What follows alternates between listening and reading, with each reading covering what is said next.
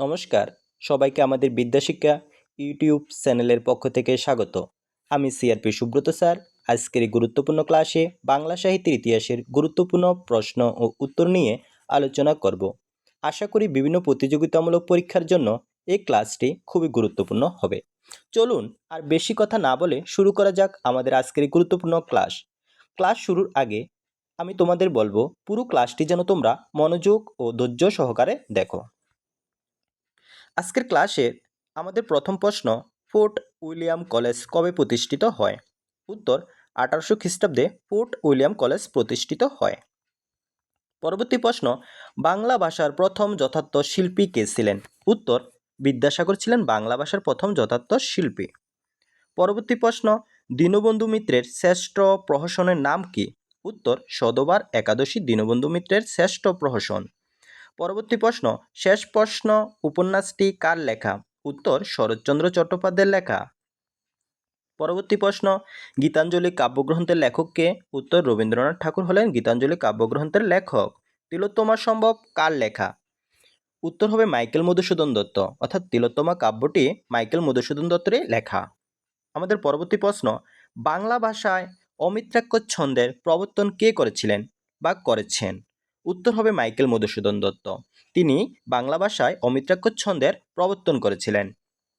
পরবর্তী প্রশ্ন, মাইকেল মধুসূদন দত্তের মেঘনাদবধ কাব্যটি কোন ছন্দে লেখা হয়েছিল? এটি অমিত্রাক্ষর ছন্দে লেখা হয়েছিল। আমাদের পরবর্তী প্রশ্ন, আজকের ক্লাসে দিবারাত্রির কাব্য কার লেখা? উত্তর, মানিক বন্দ্যোপাধ্যায়ের লেখা। পরবর্তী প্রশ্ন, বাংলা উপন্যাসের প্রকৃত স্রষ্টা কাকে বলা হয়?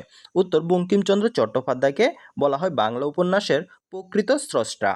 আমাদের পরবর্তী প্রশ্ন, দুর্গেশ নন্দিনী কার লেখা? উত্তর, বঙ্কিমচন্দ্র চট্টোপাধ্যায়ের লেখা। পরবর্তী প্রশ্ন, কথামালা কার লেখা? উত্তর হবে ঈশ্বরচন্দ্র বিদ্যাসাগরের লেখা। আমাদের পরবর্তী প্রশ্ন, বঙ্কিমচন্দ্র চট্টোপাধ্যায়ের প্রথম পারিবারিক উপন্যাস কোনটি? যদি এই প্রশ্নের উত্তর তোমাদের জানা থাকে তাহলে অবশ্যই কমেন্ট বক্সে কমেন্ট করে জানাবে। এই প্রশ্নটি আমি তোমাদের জন্য দিয়ে দিলাম। আমাদের পরবর্তী প্রশ্ন, রাজসিংহ ও আনন্দমঠ উপন্যাসটি কার লেখা? উত্তর, বঙ্কিমচন্দ্র চট্টোপাধ্যায়ের লেখা। আমাদের পরবর্তী প্রশ্ন, কথাশিল্পী নামে কে পরিচিত? শরৎচন্দ্র চট্টোপাধ্যায় কথাশিল্পী নামে পরিচিত। পরবর্তী প্রশ্ন, পল্লী সমাজ, দেনা পাওনা, বামুনের মেয়ে এই উপন্যাসগুলো কার লেখা? উত্তর, শরৎচন্দ্র চট্টোপাধ্যায়ের লেখা। পরবর্তী প্রশ্ন, শরৎচন্দ্র চট্টোপাধ্যায়ের সর্বশ্রেষ্ঠ উপন্যাস কোনটি? শরৎচন্দ্র চট্টোপাধ্যায়ের সর্বশ্রেষ্ঠ উপন্যাসটির নাম কি হবে? গৃহদাহ। তাহলে কোন উপন্যাস? গৃহদাহ উপন্যাস। এটি কি উপন্যাস? শরৎচন্দ্র চট্টোপাধ্যায়ের লেখা সর্বশ্রেষ্ঠ উপন্যাস। আমাদের পরবর্তী প্রশ্ন হলো, শরৎচন্দ্রের সবচেয়ে জনপ্রিয় উপন্যাস।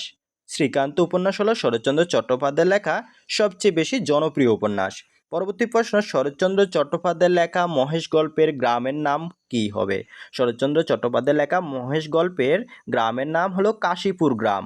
কি গ্রাম? কাশীপুর গ্রাম। তাহলে তোমরা মনে রাখবে যে মহেশ গল্পে যে গ্রামের নামের কথা উল্লেখ করা হয়েছে সেই গ্রামটির নাম হবে কি? কাশীপুর গ্রাম।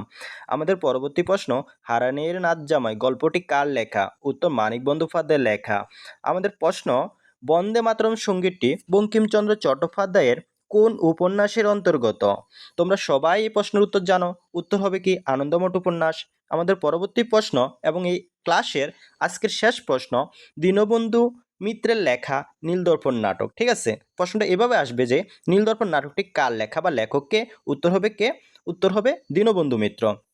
পরবর্তী ক্লাস দেখার জন্য আমাদের চ্যানেলের ভিডিওগুলি লাইক, কমেন্ট, শেয়ার, সাবস্ক্রাইব করতে যেন তোমরা না ভুলো। ধন্যবাদ। আজকের ক্লাস